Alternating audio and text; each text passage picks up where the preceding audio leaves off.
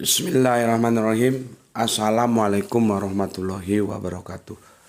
Ashhadu an la ilaha illallah, ashhadu anna Muhammad Rasulullah. Allahumma sholli ala sayyidina Muhammad wa ala ali sayyidina Muhammad. Kama sholaita ala sayyidina Ibrahim wa ala ali sayyidina Ibrahim. Bil alamina innaka Hamidum Majid.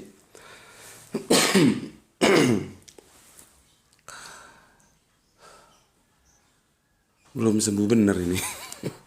Tapi ya sudah alhamdulillah, cuman suaranya masih kentara banget kalau belum sembuh ya. Tidak apa-apa ya, yang penting masih bisa didengar lah suaranya meskipun parau ya. Sebelumnya kita panjatkan dahulu doa kepada Gusti Allah yang Kang Mau Agung untuk saudara-saudara kita yang telah memberikan sholawatnya kepada channel dakwah ini, sehingga channel ini dapat eksis hadir dalam ruang-ruang diskusi kalian semuanya. Dengan sebuah harapan tentunya semoga sholawat itu menjadi catatan langit amal soleh bagi mereka dan keluarganya kelak. Dan insya Allah, Allah akan membalasnya dengan balasan yang terbaik. Berikutnya seluruh viewer terkasihku dimanapun kalian berada, di mancanegara ya, yang di Abu Dhabi sana, maupun di dalam negeri atau yang ada di negeri jiran juga ya. Terima kasih atas seluruh apresiasinya dan semoga menjadi anti skip dan anti download dan bertumbuhlah dalam sesuatu yang acek. Acek itu bahasa Jawa, bahasa Indonesianya apa ya? Terus menerus begitu ya. Jadi selalu always, tidak pernah never.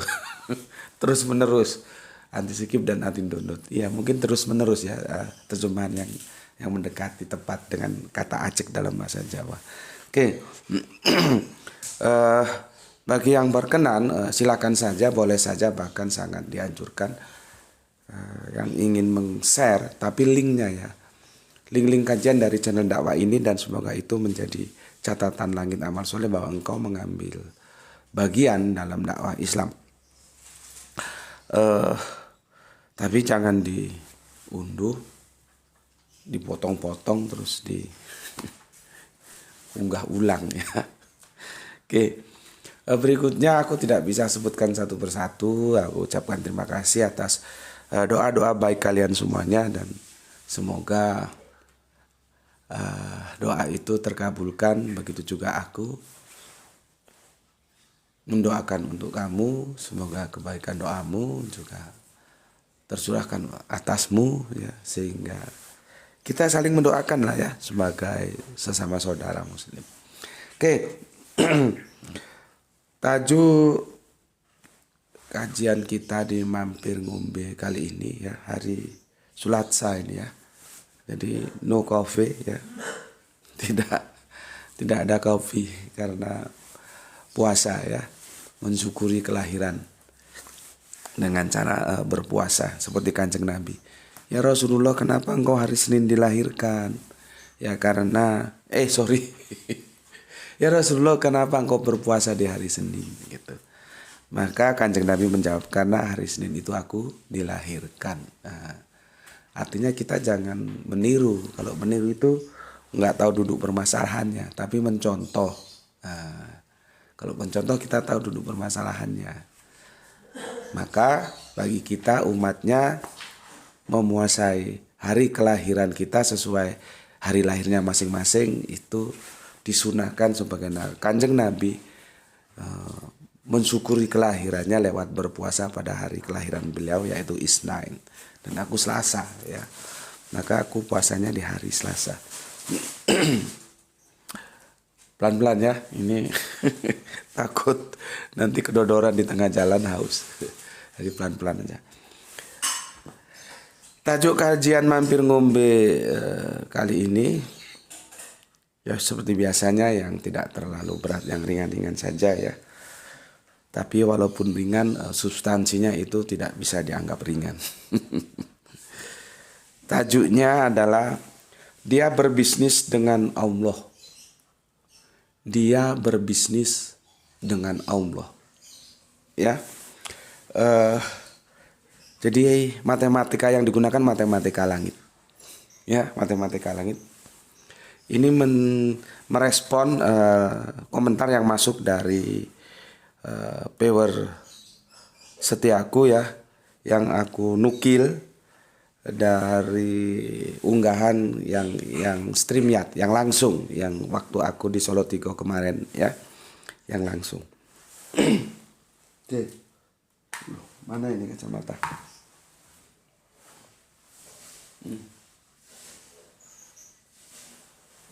Waduh, kacamatanya nggak ono. Ya sudahlah, harus dijauhkan karena plus. Oke, komentar pertama dari, aku singkat-singkat saja ya, supaya kita bisa masuk ke inti kajian kita. Dari Gispati, soleha kita yang ada di Palu, salam Isra juga untukmu ya. Terima kasih. Kemudian untuk saudara kita Gupron Wibisono, Assalamualaikum, waalaikumsalam, yang ada di Kendal Kaliwungu hadir ke, terima kasih, salam Islam rasional. Terima kasih atas doanya, semoga GM dan keluarga selalu diberkahi Allah Subhanahu wa taala. Amin amin ya rabbal alamin. Semoga kebaikan doamu juga tercurahkan untuk atasmu ya. Kemudian soleha kita Lausia Adriana, Assalamualaikum, waalaikumsalam. Ini soleha kita kalau nggak salah ada di Jakarta ya. Kemudian Kang Sahran Gipari menyimak, terima kasih atas jempolnya. Kita sekarang ke Tuban, ada Kang Mas Arif Muksinin. Tuban hadir Gus, oke, matur thank you, terima kasih. Kemudian Bapak kita Pak Ikhwan Tamim dari Tangerang hadir Gus, oke, terima kasih. Berikutnya ada siapa ini? Sudah ya, kukira itu. Dan aku mau fokus ke komentar dari saudara kita Satu Tuhan. Hati-hati ya, Satu Tuhan. Karena banyak penjelasan-penjelasan yang diberikan oleh kiai-kiai, ustadz-ustadz dan mereka-mereka yang memang punya stakeholder di bidang edukasi itu kurang menjelaskannya tentang tauhid itu kurang tuntas. Seperti menjelaskan menuntut ilmu itu wajib, itu juga kurang tuntas. Ya, ilmu apa yang wajib itu? Begitu juga tentang tauhid. Kalau cuma satu Tuhan juga, apakah itu bisa dikatakan tauhid? Kan enggak juga. Tuhannya satu, tapi yang dipertuhankan itu misalkan siapa ya? Kita ambil contoh misalkan Gajah Mada gitu, atau Ken Arok gitu. Ya benar satu, tapi kan enggak benar juga. Ya. Atau Tuhannya Allah. Iya, tapi Allahnya berapa? Ya. Ini enggak sesederhana yang disampaikan oleh mereka-mereka yang memang sering ngisi-ngisi kajian di langgar, di masjid atau dimanapun. Enggak sesederhana itu. Tauhid itu mengunci siapa dan berapa. Siapa? Allah. Berapa? Satu, esa gitu. Jadi kalau cuma satu Tuhan saja, iya, Tuhan lu siapa? Siapa yang lu bertuhan? Satunya sudah kena kuantitatifnya, tapi personalnya siapa? Begitu juga Tuhan gue Allah, personalnya kena, iya, tapi kuantitatifnya berapa? Kalau Tuhan lu 3 kan ya nggak tauhid juga. Jadi hati-hati ya. Aku ingatkan, hati-hati dengan istilah satu Tuhan. Itu belum tauhid itu. Ya. Oke. Nggak tahu Kang Mas Satu Tuhan ini ada berapa, ada di mana ya. Aku akan memberikan respon khusus atas komennya yang sangat bagus. Begini komennya. Perlu diadakan pelatihan seluruh kabupaten se-Indonesia untuk membentengi umat dan dari pemurtadan. Ini sebuah ide yang sangat bagus sekali. Ya, yang sangat bagus sekali. Perlu ada pelatihan-pelatihan dai-dai kristologi. Ya. Dan kita kan prihatin seperti di kajian itu, kan aku sudah sampaikan. Ada nggak kajian kristologi di masjid-masjidmu? Itu dijawab para santri itu ndak ono. Ndak ada. Ya mbok kalau kita punya waktu 100%, yang 80% tentang keislaman, yang 20% tentang kristologi, kan seharusnya begitu. Atau kalau 20% kebanyakan, kasihlah 10%. Dibagi. Tapi kan enggak ada. Karena mereka enggak tahu bahwa pentingnya kristolog. Apalagi di zaman yang serba terbuka ini, ketika semuanya menjadi dalam satu genggaman. Universal, the one, ya. Hilangnya jarak dan waktu. Informasi mudah diakses. Jadi ilmu kristologi itu menjadi perlu. Nah, masalahnya itu tidak tersadarkan para stakeholder, imam-imam masjid, takmir masjid, atau mereka yang punya wewenang. Oh, ini kacamata. Ya, mereka tidak tersadarkan. Makanya kemarin itu perlu aku ceritakan. Kalau hijrah itu mindset kita selalu Madinah. Kita terlupakan bahwa hijrah pertama kali kita itu bukan ke Madinah, justru ke arah Ethiopia sana yang di Afrika. Di mana sahabat Ja'far sebagai ketuanya ya, sebagai imam gitulah ya. Beliau berdiskusi dengan Raja Najasyi yang saat itu sebagai penguasa. Ya. Dan itu kemesraan yang ada antara Islam dan Kristen. Kalau itu kita bangkitkan cerita-ceritanya, kita gagas secara akademis, kan menjadi baik. Artinya apa? Perbedaan-perbedaan Islam Kristen itu bisa didialogkan tanpa harus saling menghujat. Itu kalau tidak salah tolong dikoreksi. Ada sebuah sejarah yang mengatakan cikal bakal sholat gaib itu di situ. Kanjeng Nabi dapat kabar bahwa Najasyi meninggal, maka Kanjeng Nabi, tolong dikoreksi ya, karena sejarah ya. Aku bilang sejarah itu kan relatif. Maka Kanjeng Nabi mensolati Najasyi ya. Artinya saat itu beliaunya sudah to be Muslim. Ya. Sholat gaib gitu. Tentang apakah Najasyi mendeklar kepada rakyatnya, itu hal lain. Mungkin ada hitung-hitungan politis yang harus dia perhitungkan ya. Nah, ini juga ada tambahan baru.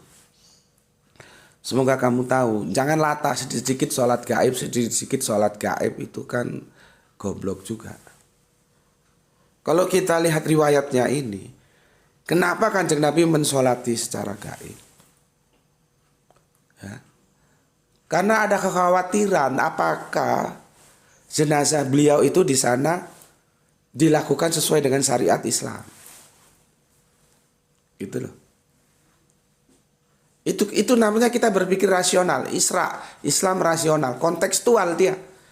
Jadi kalau misalkan kamu punya keluarga naik haji, qadarullah meninggal di tanah Mekah, ya enggak perlu kamu sholat gaib, goblok. Karena apa? Sudah aku yakin ya mestilah di sana prosesinya sudah Islami. Gitu loh. Cuma kan kita kadang-kadang latah. Ya, kenapa? Karena kembali kebodohan itu. Nggak mau tanya. Kecuali kamu punya anak, katakanlah ambil spesialis atau mau mengambil gelar doktor gitu. Kuliahnya di mana? Ada di Amerika. Kuliahnya di mana? Ada di Swiss.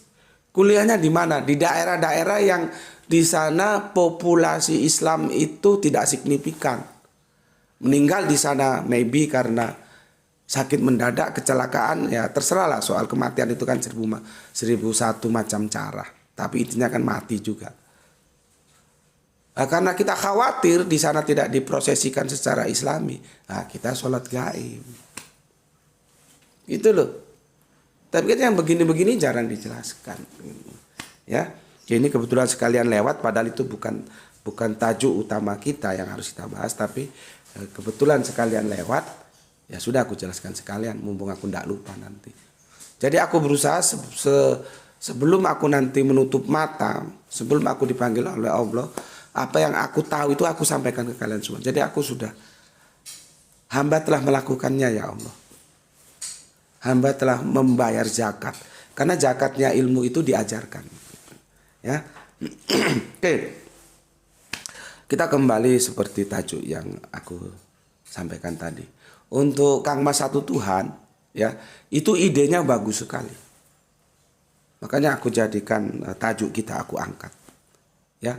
Bagaimana kalau tiap-tiap kabupaten itu para takmir itu mengkondisikan untuk memberikan pelatihan kepada dai-dainya itu, ya, kita isi kajian-kajian kristologi sehingga mereka mengerti. Istilah pertahanan kan ada pertahanan luar, ada pertahanan dalam. Seperti itu kan. Jadi kita Islam juga harus oke, kristologi juga harus oke. Aku sebetulnya kan spesialisnya itu di comparative religion, di kristologinya. Tapi kenapa aku juga bahas tentang Islam? Karena aku ingin memberikan sebuah confident kepada kalian bahwa aku ini bukan kaleng-kaleng. Kan sudah aku jelaskan, menuntut ilmu itu wajib. Itu ilmu apa? Keislaman. Lah kalau kristolog aja aku ajari tentang kekristenan aja aku ajari, masa aku nggak belajar Islam sih? Kan ya enggak mungkin. Jadi belajar Islam itu wajib. Sedangkan belajar yang lainnya itu boleh. Tapi ada yang boleh penting. Lah kristologi ini levelnya boleh penting. Jadi dia urutan kedua. Karena apa? Zaman ini terus berubah. Zamanku itu nanti beda dengan zamannya Grahito. Begitu juga Grahito nanti ke anaknya. Begitu juga aku ke bapakku, itu beda zaman. Yang aku jelaskan kemarin tentang globalisasi, informasi mudah diakses. Lah kalau generasi-generasi kita tidak dipersiapkan, ya bisa. Kalau sepak bola itu skornya bisa 12-0 nanti.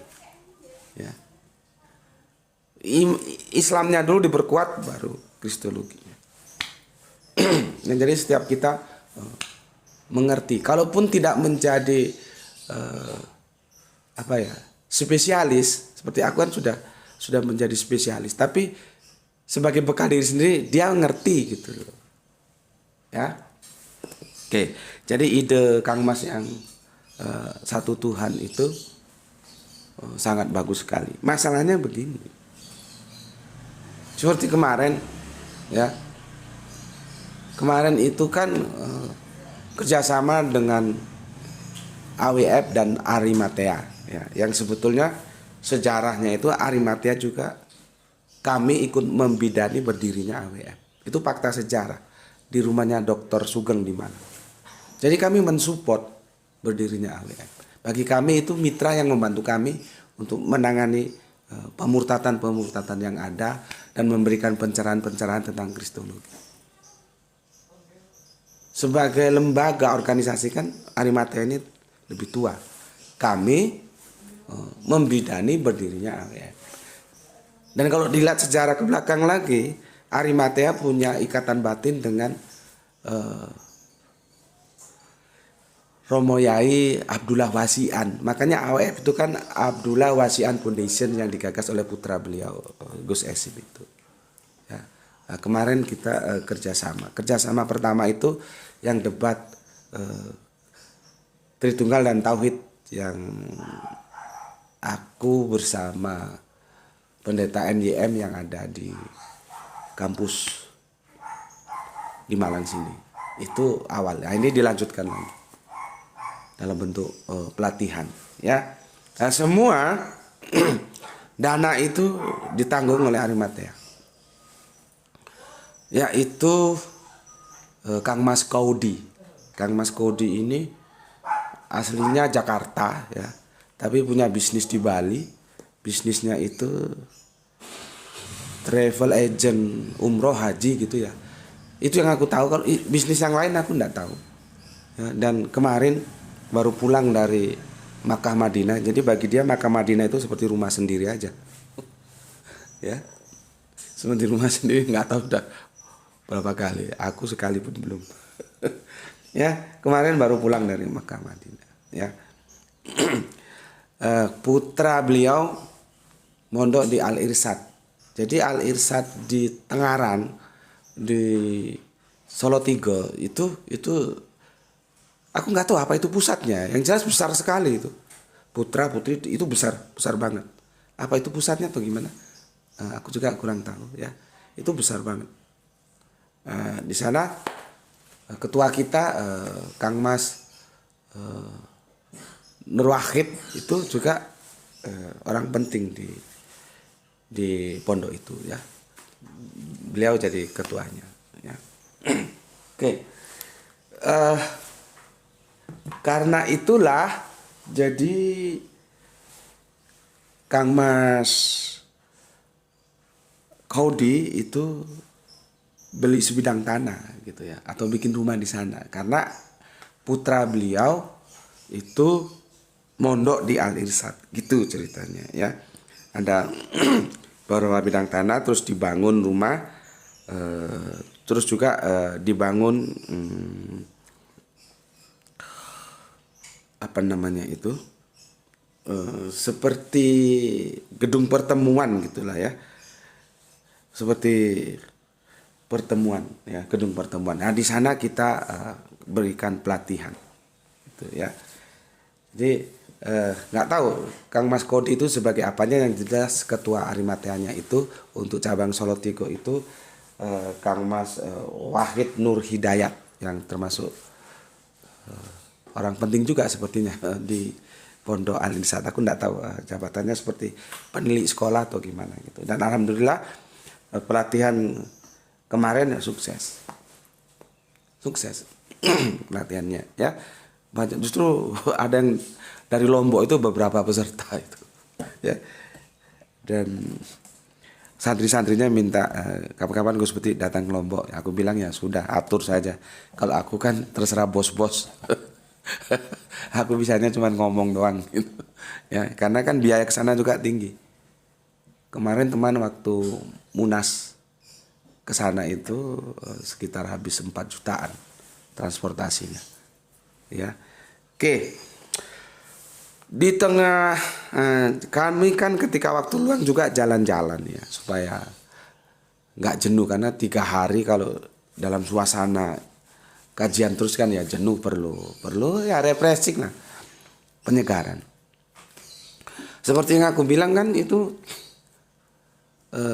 tapi itu bukan bisnis oriented loh ya, sebagai ganti uang makan, uang snack, karena itu benar-benar mewah ya.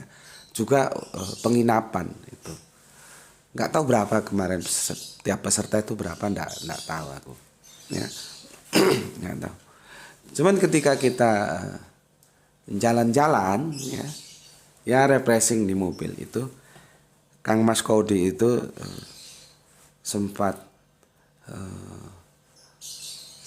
apa ya, memberikan sebuah pelajaran bagi kami saat itu ya. Begitu juga waktu kami makan soto gitu ya, kami makan soto sebelumnya. Dia bilang dia menerapkan matematika langit. Ketika dia ngomong matematika langit, aku jadi heran. Kalau aku kan catatan langit. Semoga amal soleh kita menjadi catatan langit. Justru dia matematika langit. Maka dari itu aku kasih tajuk dia berbisnis dengan Allah dalam kurung matematika langit. Ya, kenapa begitu? Income yang masuk itu 4 juta. Income yang masuk ya 4 juta. Sedangkan pengeluaran itu 12 juta. 12 juta. Ini aku jelaskan supaya nanti kalau ada teman-teman di daerah yang mau mengadakan pelatihan bisa hubungi aku ya. Bahwa ya makanya aku bilang tidak ada makan siang yang gratis. Dakwah itu ya perlu biaya. Logika tanpa logistik itu nggak jalan. Itu Kang Mas Irfan Al Akbar ngerti itu. Nggak ada Mas. Makan siang yang gratis tuh enggak ada. Semua orang mau dikubur aja pakai duit kok. Makanya orang Islam itu harus kaya dunia kaya akhirat. Nggak bener rugi dunia ora apa-apa asal untung akhirat, ndak begitu. Islam itu Robbana atina fid dunya hasanah wa fil akhirati hasanah. Dunia didapatkan, akhirat didapatkan, kan begitu. Ya. Jadi kan hitung-hitungannya kemarin itu minus ya, nggak surplus. Minus berapa? Masuknya 8 juta, keluarnya 12 juta, berarti minus 8 juta. Terus aku tanya terus bagaimana yang 8 juta? Dijawab dengan santai, dengan senyum sama makan soto. Ya itulah, aku pakai matematika langit gitu. Jadi bukan matematika kampus. Dia bilang aku pakai matematika langit gitu. Ya. Kalau aku lihat sepertinya biaya terbesar itu untuk konsumsi. Bayangkan 3 kali makan, snack, belum lagi nanti minuman ya, minum. Sepertinya ya, belum lagi ada kalau makan terus kan ya bosen, ada bakso ada apa kemarin gitu. Di orang Jawa bilang ditebas, diborong. Jadi tukang baksonya yang dipanggil, dikasih tempat bikin bakso. Jadi semua ngambil sendiri. Jadi intinya kalau aku lihat karena kalau untuk penginapan ada yang bantu gitu ya, ada yang di nggak mau dibayar gitu loh ya. Ya sudah pakai saja gitu. Ada yang bantu gitu. Maka pengeluaran terberat kalau aku, terbesar ya, bukan terberat. Pengeluaran terberat itu biayanya tuh costnya yang tinggi itu di food and beverage. Kalau di hotel tuh gitu, food and beverage. Atau kalau gampangnya istilah kita konsumsi. Itu yang besar pengeluarannya ya. Maka dari itu akhirnya dari 8 juta yang masuk, 4 juta yang masuk, 12 juta yang keluar, jadi minus 8 juta. Kemana katanya? Dia sambil senyum. Ya itulah matematika lagi. Jadi kita perlu belajar dengan Kang Mas Kaudi, bagaimana dia berdagang dengan Allah.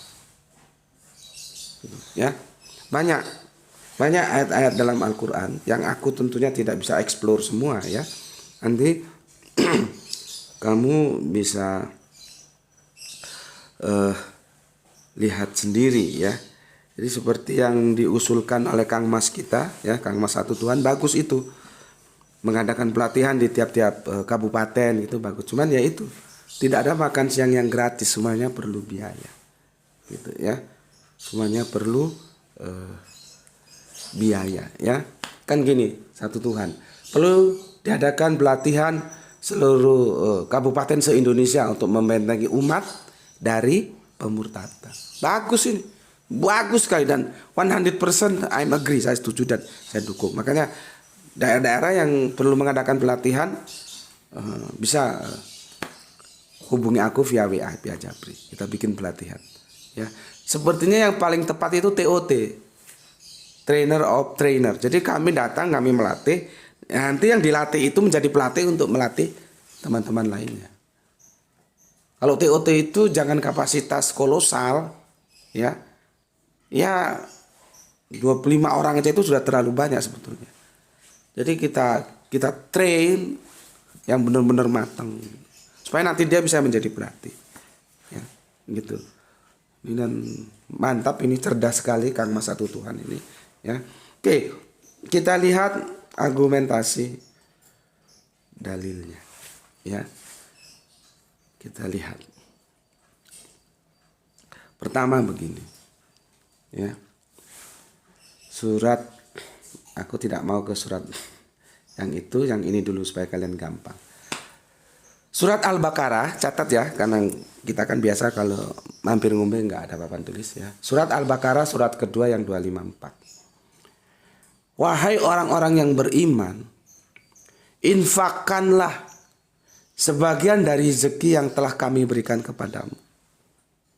Kan kita sudah paham nih, kita paham lah ya. Sebetulnya yang kita miliki itu enggak ada.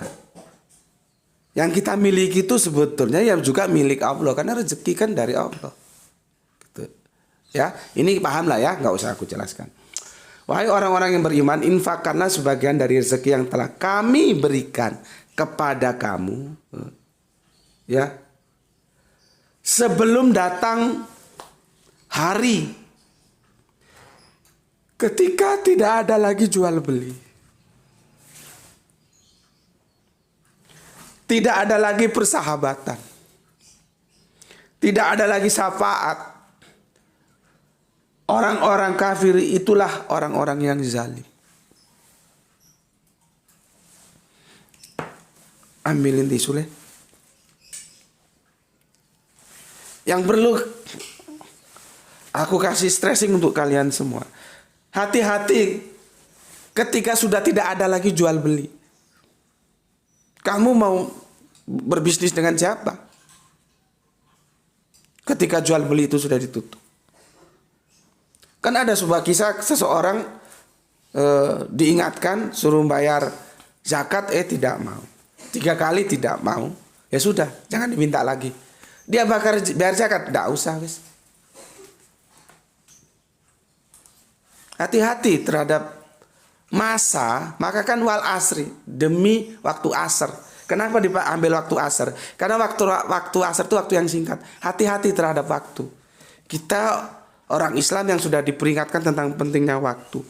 Hati-hati terhadap waktu ketika sudah tidak ada lagi jual beli. Sudah tidak ada lagi bisnis. Hati-hati. Seberapapun kekayaanmu yang kamu akan gunakan untuk berbisnis kepada Allah, Allah sudah kagak terima. Hati-hati.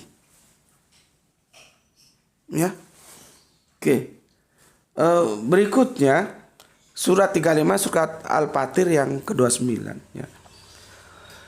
Sesungguhnya orang-orang yang selalu membaca kitab Allah dan melaksanakan sholat dan menginfakkan sebagian rezeki, jadi sebagian, Allah tidak minta semua, sebagian rezeki yang kami anugerahkan kepadanya dengan diam-diam, jadi boleh, diam-diam boleh dan terang-terangan juga boleh. Mereka mengharapkan bisnis yang tidak akan pernah merugi. Di sini perdagangan ya, supaya lebih acceptable sesuai tajuk kita ya. Bisnis yang tidak akan pernah merugi. Jadi sebuah bisnis yang tidak akan pernah merugi apabila engkau berbisnis dengan Gusti Allah ingkang Maha Agung. Ya. Makanya kawan kita ini Kang Mas Kodi bilang, aku menggunakan matematika langit. Bukan matematika kampus. Ya. Jadi berbisnis dengan Gusti Allah ingkang Maha Agung itu adalah berbisnis yang tidak akan pernah merugi. Ya. Berikutnya surat At-Tagabun surat 64 yang ke-17 ya.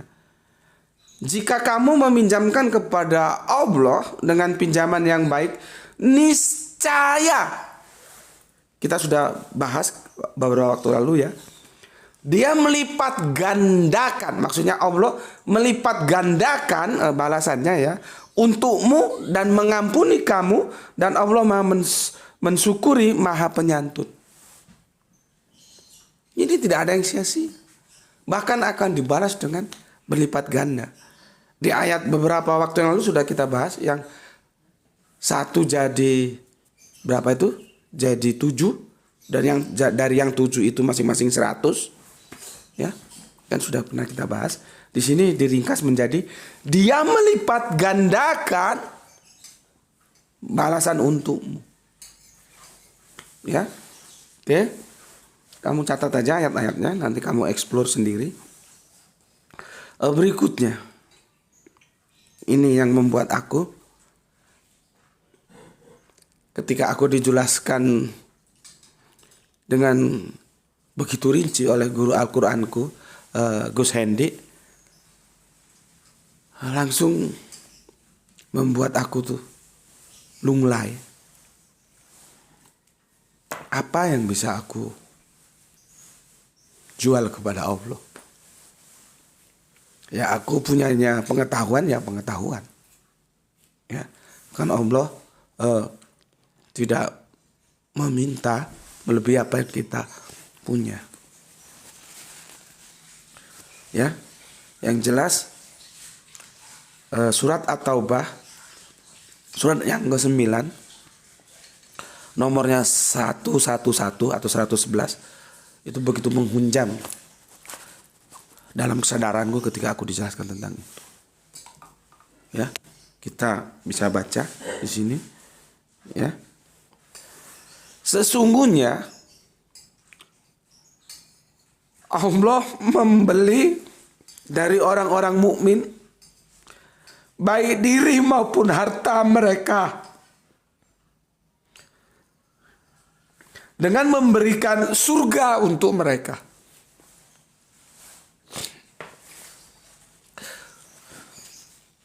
Jadi harta, ya. Nih, Bapak ambilin ada gelas, ada anu di dalam. Ada botol kecil di dalam. Nah, di bawah sana, di pojok ya. Pojok ada botol kecil. Sorry ya.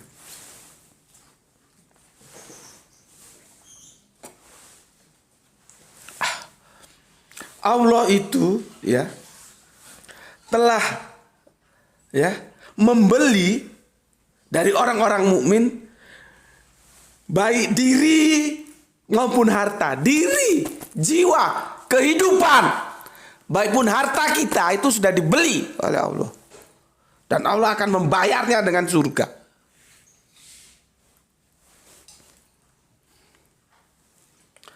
Mereka berperang di jalan Allah. Ya. Sehingga mereka membunuh atau terbunuh. Ya. Janji yang benar dari Allah. Jadi janji ini dinyatakan oleh Allah dalam Torah, Injil dan Al-Quran. Dan siapakah yang lebih menepati janjinya selain Allah? Maka bergembiralah dengan jual beli yang telah kamu lakukan itu. Dan demikian itulah kemenangan yang agung. Pertanyaannya, sudahkah kamu berbisnis dengan Allah? Sudahkah kamu berjual beli dengan Allah? Sudahkah kamu berdagang dengan Allah? Ingat di ayat pertama tadi, di Al-Baqarah ya. Di Al-Baqarah 254. Hati-hati ketika tidak ada lagi waktu untuk berjual beli. Ya. Wahai orang-orang yang beriman, infakkanlah sebagian dari rezeki yang telah kami berikan kepadamu sebelum datang. Kamu diingatkan sebelum datang hari ketika tidak ada lagi jual beli. Allah sudah kagak mau berjual beli sama kau. Ingat itu. Ya. Hati-hati. Sekarang apa yang kita miliki? Kecerdasan, pengetahuan, harta, waktu, tenaga. Mari kita gunakan untuk berbisnis, karena kita akan berbisnis kepada Allah menurut apa yang kita punya demi dinullah, Islam. Seperti Kang Mas kita Kodi ini.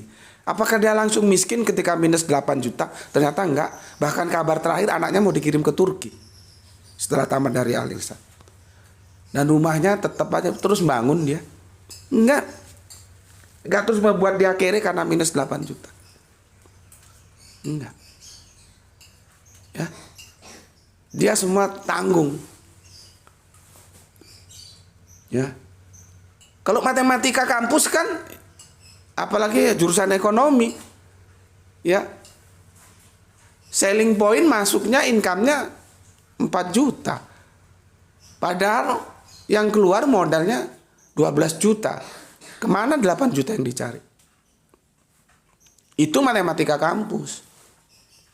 Kalau matematika langit tidak begitu. Dan itu sudah aku jelaskan lewat kitabullah tadi yang aku bacakan kepada kalian.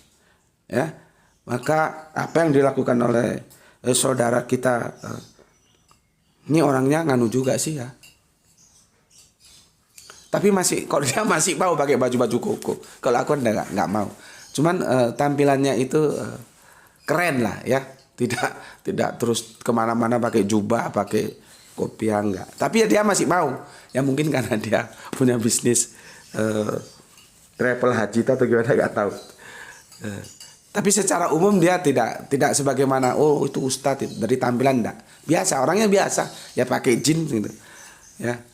Tapi yang membedakan aku dan dia masih mau pakai baju-baju koko, pakai. Kalau aku kan bisa dikatakan nggak pernah, ya sudah begini nih gitu. Tapi subhanallah, ya, dia telah melakukan bisnis dengan Allah, dan kita doakan semoga Allah membalasnya dengan balasan yang lebih baik lagi, dan Allah adalah zat yang tidak pernah mengingkari janjinya. Kita bisa ambil ibrah contoh dari apa yang beliau lakukan, dan kita tidak harus copy paste, ya, karena kan dia secara finansial kelebihannya kan di situ. Ya, kita apa yang kita punya. Seperti beberapa waktu lalu kan aku pernah ceritakan tentang bagaimana Pak Mukhtar yang ketika aku diundang oleh HMI di Samarinda, dia bisanya tenaga karena dia nggak punya apa-apa, punya tenaga. Jadi ketika mau kajian, dia yang menyusun semua kursi itu. Kursi-kursi kan harus dirubah bentuknya menjadi teater susunannya. Kalau orang hotel tahu itu, susunan teater, susunan round table, meja bundar itu tahu.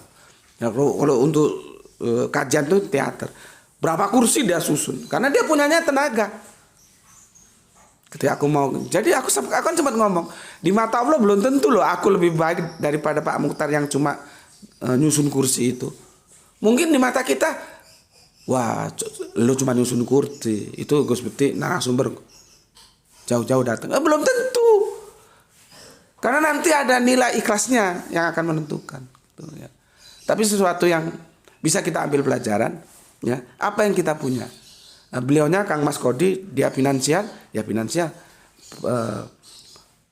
Pak Mukhtar tenaga, ya tenaga. Jadi apa yang bisa kita punya, kita gunakan untuk berbisnis kepada Allah. Sebelum datang saat jual beli itu, saat bisnis itu ditutup. Gitu. Kok udah ditutup, apapun yang kamu jual, Allah kagak mau beli. Gitu. Ya, itu yang pertama yang bisa aku sampaikan. Yang keduanya, aku dengan mengucapkan sangat berterima kasih kepada Kang Mas Satu Tuhan, ya, semoga gagasan itu bisa diterima atau kalian sampaikanlah kepada takmir masjid atau siapapun yang mempunyai stakeholder dalam dakwah di tempat kalian masing-masing. Perlunya diajarkan kajian-kajian kristologi, pelatihan-pelatihan seperti yang kemarin itu, ya. Oke, Kang Mas Satu Tuhan, aku nggak tahu kamu ada di mana, mungkin nanti kalau komentar bisa disebutkan. Itu yang bisa aku sampaikan dan semoga ada manfaat yang bisa kita ambil, ya. Aku berdoa untukmu, kamu berdoa untukku, semoga kita mendapatkan keberuntungan, ya, rezeki yang barokah dan kesehatan yang prima, sehingga kita bisa dapat melanjutkan kajian-kajian kita di menu utama di senja nanti. Oke, bismillahirrahmanirrahim. Alhamdulillahirabbil alamin.